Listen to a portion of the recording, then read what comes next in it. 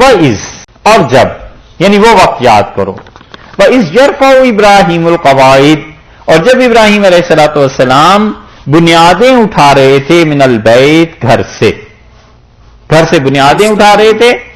دیکھیے پچھلی آیت میں چلا ایک بات آئی ہے 126 نمبر میں وَإِذْ قَالَ اور جب کہا.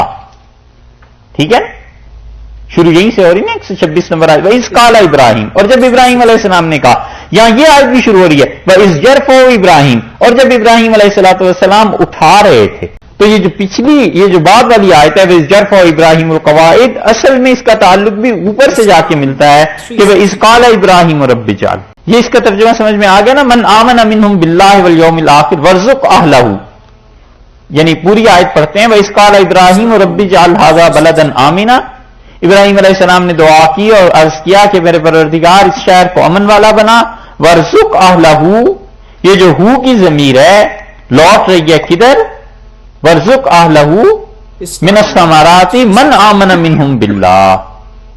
اور اس کے ہاں اس شہر میں رہنے والوں کو تو رزق دے جو کوئی بھی اللہ تجھ پہ ایمان لائے اور آخرت پہ. اللہ تعالی نے فرمایا کہ من کفر اور جو کوئی کفر کرے اس کو بھی ہم دیں گے.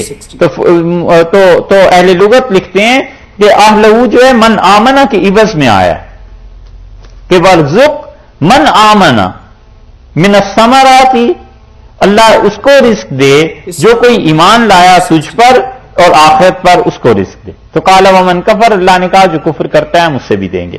وَإِذْ يَرْفَعُ إِبْرَاهِيمُ الْقَوَاعِدَ اور جب اٹھائی حضرت ابراہیم علیہ الصلوۃ والسلام نے بنیادیں.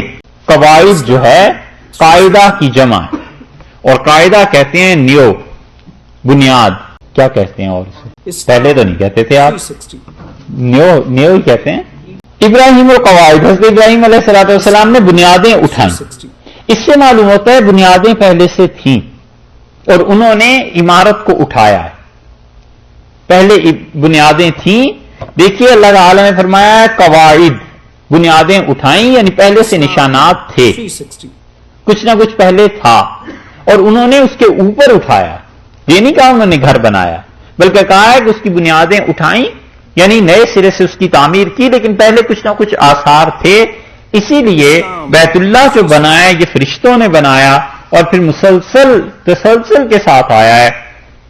قرآن نے خود کہا ہے آگے چل کے کہ ان اول بیت وضع للناس اس دنیا میں سب سے پہلا گھر جو اللہ کی عبادت کے لیے بنایا گیا وہ ہے جو مکہ میں. تو پہلے سے گھر تھا. طوفان نوح علیہ الصلوۃ والسلام میں تباہ ہو گیا. پتھروں کا ایک ڈھیر رہ گیا تھا اور لوگوں کو پتا تھا کہ یہاں ایسی جگہ ہے جہاں خدا دعا سنتا ہے اور لوگ وہاں جایا. اور حضرت ابراہیم علیہ الصلوۃ والسلام نے قرآن بتاتا ہے کہ اس کی بنیادیں اٹھائیں یعنی اسے نئے سرے سے تعمیر کرنے لگے لیکن پہلے اس کے آثار تھے. من البیت گھر میں سے. واسماعیل اور اسماعیل نے بھی یعنی اسماعیل بھی ان کے ساتھ تھے اور دونوں نے دعا مانگی اور کہتے ہیں ربنا تقبل منا اے پروردگار ہماری طرف سے قبول فرما لے. انک انت السمیع بلا شک و شبہ اللہ بس تو ہی ہے جو اپنے بندوں کی سنتا ہے. العلیم اور اللہ بس تو ہی ہے جو ہماری نیتوں کو جانتا. اسماعیل علیہ الصلوۃ والسلام حضرت ابراہیم علیہ السلام کے ساتھ تھے نا.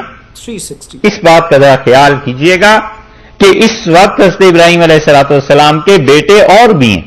4 بیٹے اللہ نے انہیں دیے تھے اسماعیل اسحاق مدین اور مدائن.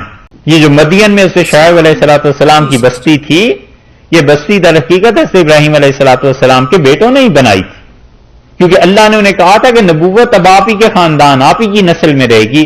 تو یہاں پر 2 ہیں ایک ابراہیم علیہ السلام ایک ان کے بیٹے اور تو کوئی نہیں. یہ بس خیال رکھیے گا آگے آیت میں اس کا فائدہ آپ کو پہنچے گا. اچھا اسی لیے یہاں دعا میں اسماعیل علیہ السلام شریک ہیں.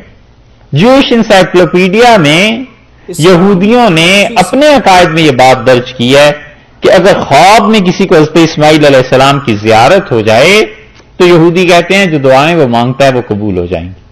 اور اس کی بھی وجہ یہی ہے کہ حضرت اسماعیل علیہ السلام کی دعا اس موقع پہ جو تھی اللہ نے قبول کی. یہودی بھی اسے مانتے.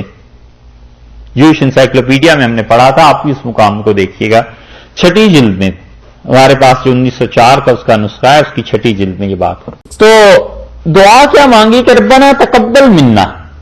یہ تقبل کا جو لفظ ہے اس کا سیدھا سادہ آپ ترجمہ کیجئے تو ربنا تقبل منا کا ترجمہ یہ ہوگا کہ اے اللہ ہم سے قبول فرما لے، یعنی یہ جو خدمت کر رہے ہیں ہم، اللہ اس کو قبول کر لے۔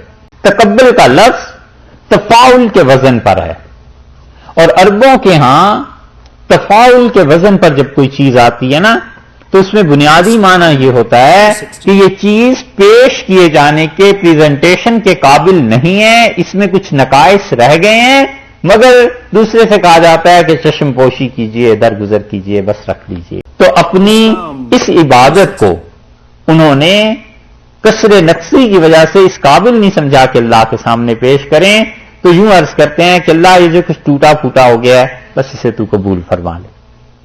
یہ تعلیم ہے اس چیز کی کہ آدمی بڑی سے بڑی نیکی بھی کرے تو ڈرتا رہے اللہ کی بے نیازی سے کہ وہ بے نیاز ذات ہے، اسے تو نیکی کی کوئی ضرورت ہے نہیں، اور میری اگر نیکی رد کر دی تو میرا کیا بنے گا۔ ربنا تقبل منا انک انت السمیع العلیم، اے پروردگار اس چیز کو ہماری طرف سے قبول فرما لیجئے، یعنی جو حق ادا کرنے کا تھا وہ ہم نہیں کر سکتے۔ اسی لیے رسول اللہ صلی اللہ علیہ وسلم نماز کے بعد کہتے تھے اللہ اکبر اور پھر استغفر اللہ 3 مرتبہ ارشاد فرماتے تھے، تو اس کا مطلب یہی تھا کہ اللہ نماز جیسی پڑھنی چاہیے تھی ایسا تو حق ادا نہیں ہو سکا، یہ امت کے لیے تھی کہ تم اس طرح کہا کرو، یعنی استغفار کرو کہ اللہ ایسا نماز تو پڑھ نہیں سکے، بس جو کوئی بھی عمل ہے اسے اللہ تو قبول کر لے۔ ربنا تقبل منا، اے پروردگار اسے قبول کر لے، یعنی یہ اس شان اس لائق تو نہیں مگر آپ اس سے قبول فرما لیں۔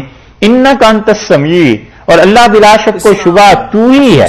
انکا میں پہلے کا کی ضمیر آئی، یعنی آپ ہی ہیں، انتا اور یقیناً اللہ آپ ہی ہیں، السمیع سننے والے، اور صرف سننے والے ہی نہیں، اس سے پہلے لگا دیا نا، یعنی خاص سننے والا۔